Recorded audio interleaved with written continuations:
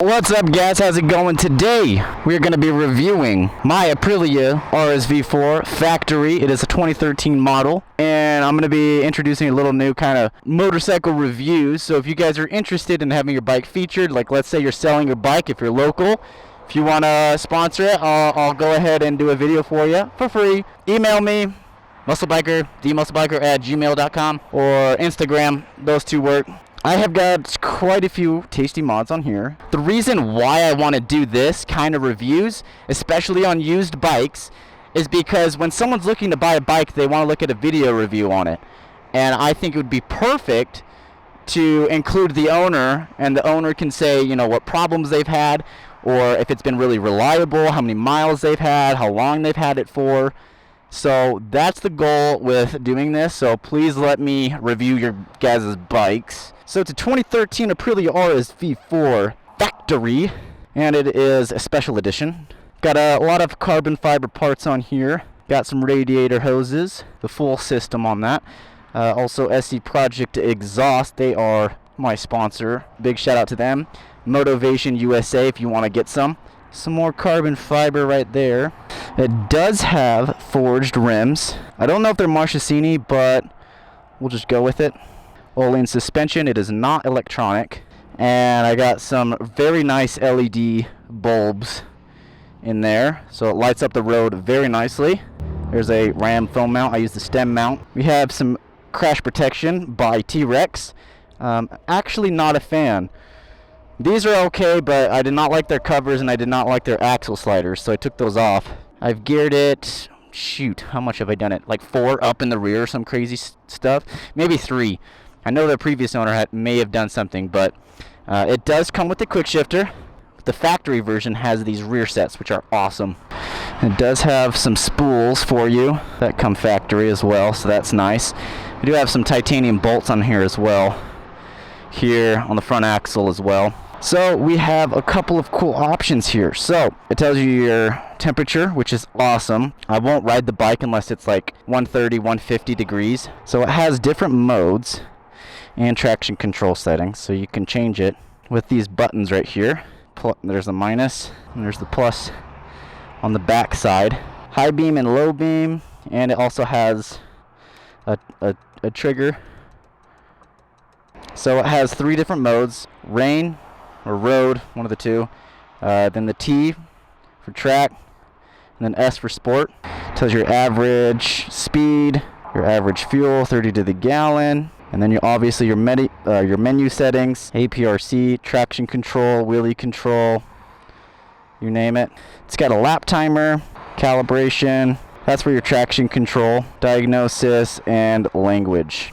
When the bike is on, these lights will still be flashing, and they will turn off after you go like, I don't know, 15, 20 miles per hour, and then they will shut off.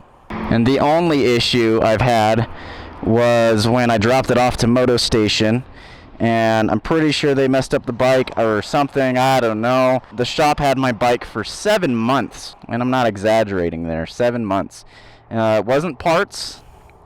They just kept pushing me to the back of the line, I guess. Anyways, I've made a whole video on that, so you guys can go check that out if you're interested. I have plenty of videos on this bike. And if you're interested in purchasing an RSV4, so hopefully this video is super helpful for you guys. And we'll go ahead and turn her on.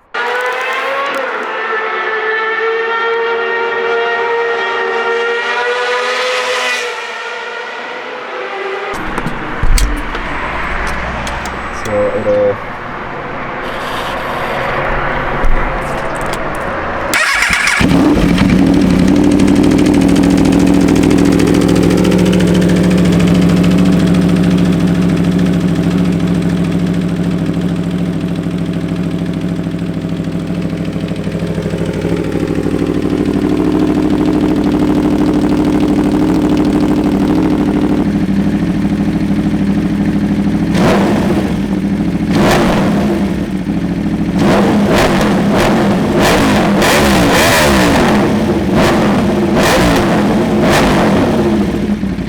So when I review your guys' bikes, I will go ahead and ask you guys some questions like, you know, how's the reliability?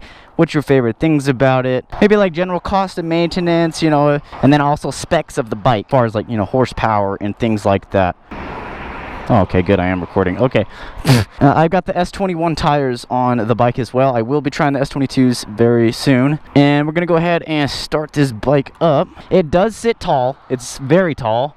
I'm about 5'10"-ish, give or take, plus or minus a, what do you call it, an inch. So, and I'm basically tippy-toed on each side. If you're short, you can just keep your foot on the rear brake, plant your left foot. Bike's not going anywhere, man. You know, you can ride a tall bike, okay? You just gotta scoot your boots, you know, to the left, and there you go. So it does sit very tall. It is great for short riders. I've heard that it's, if you're like over 6'2", maybe 6 foot, it's probably 6'2", you know, it's a little tight. Go ahead and start her.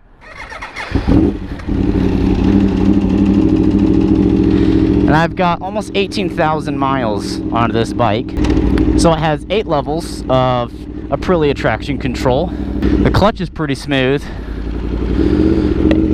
And then, did you see how it just did that? Obviously, I kind of did it on purpose, but... Oh, of course, there's a car coming. So, when the bike is stock...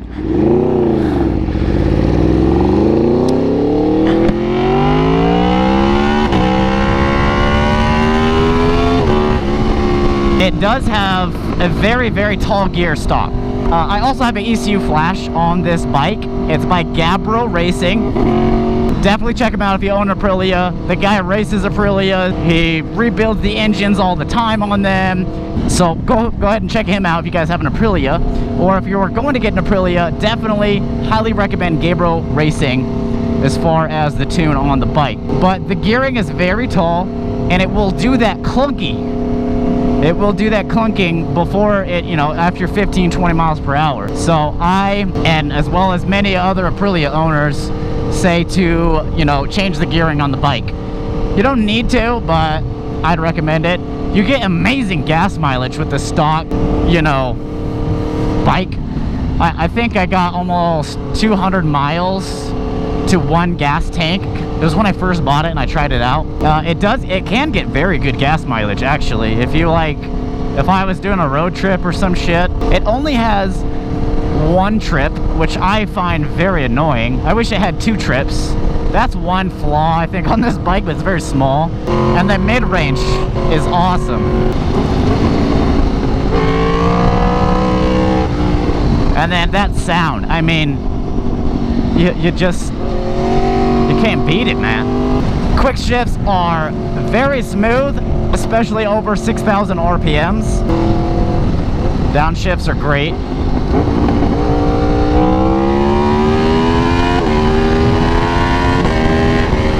Head and put it into track mode. Go ahead and lower the traction control just a hair. Yeah, the bike really comes alive. And I think the shifts are very smooth.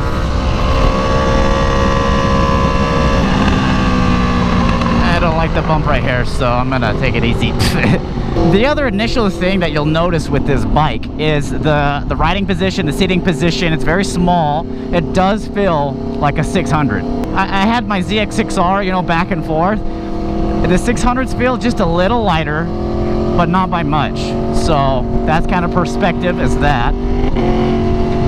This bike stock produces 184 horsepower. I've done the flash, the full system exhaust, the gearing, all that kind of stuff. I'm probably around 190, 195 at sea level. I'm at 5,600 feet, probably like 6,000 feet right now. So the air is thin, so I don't have as much power, but that's all right. Oh gosh, dude, the Gerbil. I'm also going to be testing U-turns on other people's bikes.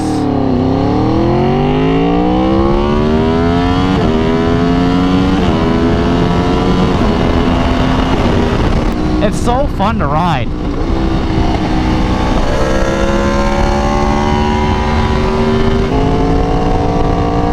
And it just, look at that, it just turns so easy. The flickability of this bike is just insane, especially with those forged aluminum rims. It totally makes a difference compared to, you know, a stock rim. I mean, it's just the sound and the riding experience of this bike.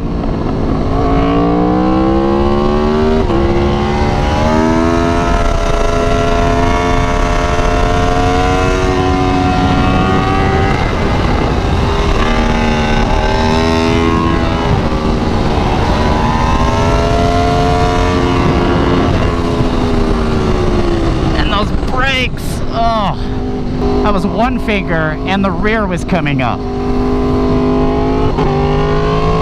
I mean, I know I work out and all, but I'm pretty sure the brakes are just that good.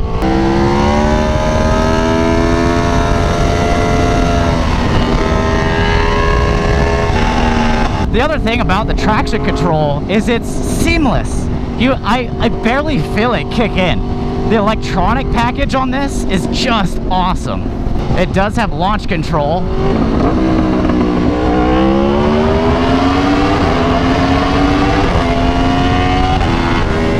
This bike is a razor blade, I will say that. Chill. It's phenomenal, man. It's just phenomenal. I would compare it close to the Ducati, because I remember riding the 1299 and it had that razor blade feel, you know? It's very confidence inspiring. I love this bike. This bike has improved my riding for sure. The way it flicks into turns, the way it accelerates, it's very smooth. You know, it's not as torquey as a Ducati. It's your mix between your inline 4 and your Ducati. You know, it's got that middle. Obviously it's 1000cc, so it's got plenty of power for the street. I think you can commute on one of these. These bikes are very comfortable, at least for me. I've ridden this bike. I've had this bike for almost 3 years, and I can ride this bike for about 4 hours straight before I have to, you know, take a break. Riding one hand is pretty comfortable too on this bike, I'd say. One thing I actually forgot to mention looking at my list here is any recalls that this bike has had. I'm pretty sure there's no recalls on the 2013. There might have been one little thing. It was the 2012 and older, especially the 2010. If you're gonna get an Aprilia, 2010 was the bad engines and all that. From what I've heard on the forums, I would recommend a 2013 or newer if you're gonna get an RS V4 or a Tuono. Tuono is very similar, and the riding position, I mean, it's just so comfortable. At least for short riders. I'm not tall, so I can't really say. Well, I can see how it can be because, I mean, the way the tank grips, I can see how someone taller, their knees are just going to be like above this tank. It's really hard to fault the bike, I will say that.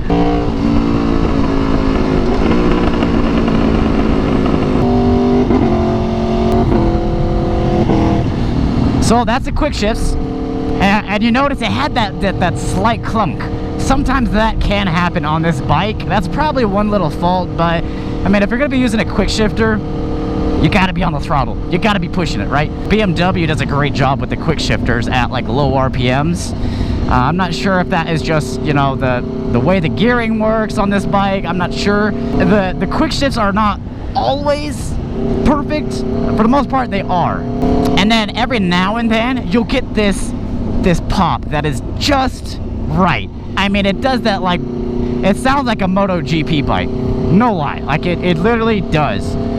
And that is one thing I just absolutely love about this bike. The exhaust note on this bike is just amazing. Another thing I also like is just the way this bike makes you feel. Don't get me wrong, bikes in general make you feel amazing, right? But once you have a Jap bike, you know, for a while, and you switch to an Italian, man, dude, you don't want to go back. I mean, I kind of do some days, but whatever. Like, I'm gonna have a whole collection one day. But anyways, it just makes you feel special. I don't know, maybe if your ego is really big, get an Italian bike, I don't know. It's not really an ego thing for me. This was just my dream bike. But another thing is this has a 4.5 gallon tank. It's got like a half a gallon extra than most liter bikes. And that to me is just awesome. I love that. Yep, those brakes are great. ABS works great. You can always hit the ABS on the rear for sure. Front, it's definitely harder before that thing starts to move on you. As far as, you know, the general maintenance on this bike, it's pretty much par with everything else. You know, your basic oil changes, your chains, your gas, it's pretty much all the same.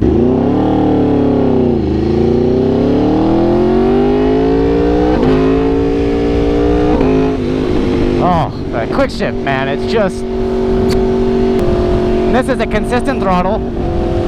See how it had that lower sound? So you got to be on the throttle with that quick shift. I love the LED lights that I put on this bike, so if you're going to get an Aprilia, I highly recommend it. It just looks completely different. It's awesome. There's so many things I love about this bike.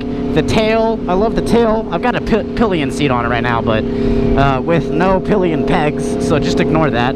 Just the tail end for this bike, I absolutely love. The placement of the exhaust, the shape of it, the headlights. I love that the headlights are symmetrical with one in the middle.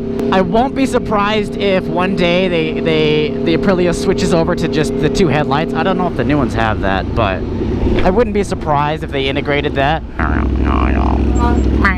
Oh, hey, you heard it squeak? It's got the centered pads. Yeah, coming to a light's pretty easy. You can put your foot down, your left foot. I'm trying to think of like what I don't like about it. So for one, I don't like that it has the trip, the 1 trip. I don't like that. So let's say right here, I have my average fuel is 31 now, right? I can reset that. I'll hold this button down right here, and it'll go ahead and reset that. Now, instead of just resetting that average miles per gallon, it resets everything. Unfortunately, it does not reset your odometer. Unfortunately, I know, it's kind of dumb. And this bike, dude, it can move around like crazy.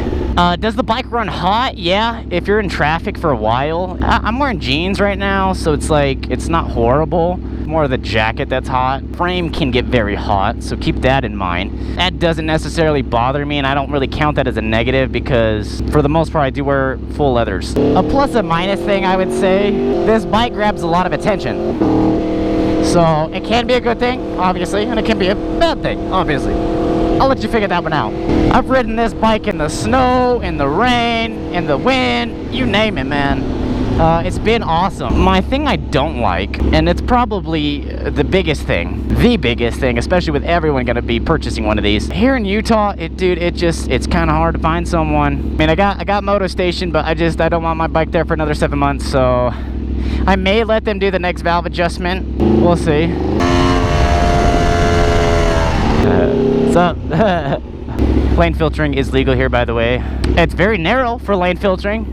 It's actually great for lane filtering. I prefer this over the FZ10 for lane filtering. Blinkers are really visible. I like that. Oh, but back to that negative part. I mean, it's just you gotta make sure before you buy this bike that you gotta check your insurance, which insurance is phenomenal on this bike because there's not a lot of statistics.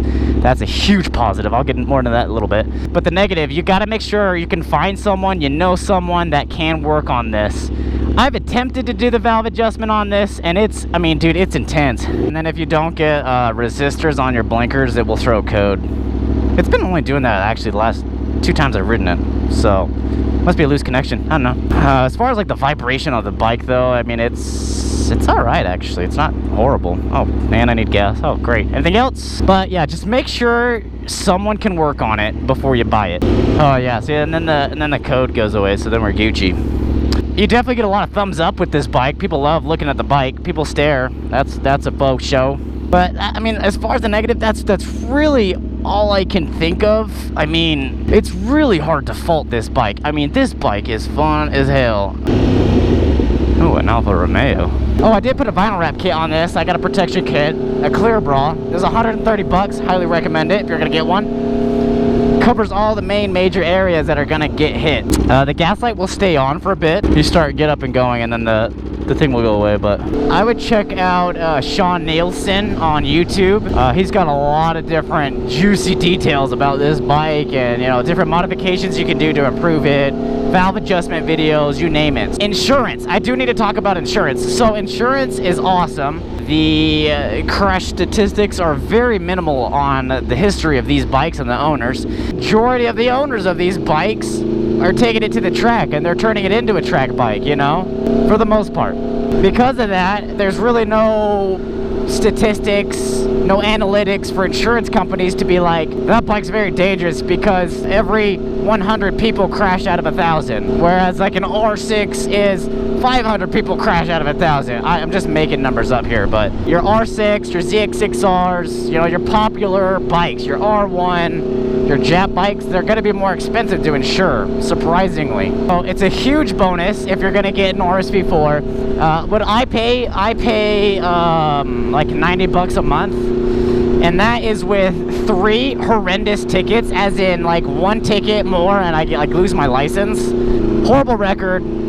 I did just get married, but it's still not reflected onto my insurance. I'm younger than 25. So with all that, like, it's literally like the worst combination you can get on a motorcycle. All the parts on the bike feel very high quality. You know, I don't feel that they sacrificed on quality to produce this bike. Well, I guess one maybe small flaw is that it does have all these exposed wires and everything instead of it being like a flush cover. I guess one flaw, the other flaw maybe, like, let's say you drop your bike, you know, or, you know, your mirror got smashed. Obviously, OEM parts are ridiculously expensive, no matter what the brand is. It's kind of nice to have, like, a bunch of old crashed bikes on eBay to buy parts off of that are, like, let's say they crashed the right side, but the left side is still good. Say you could take all those parts off the left side, you know. You don't have that as much with this bike. Maybe another thing is that the Aprilia has always been known to, you know, run a little heavier.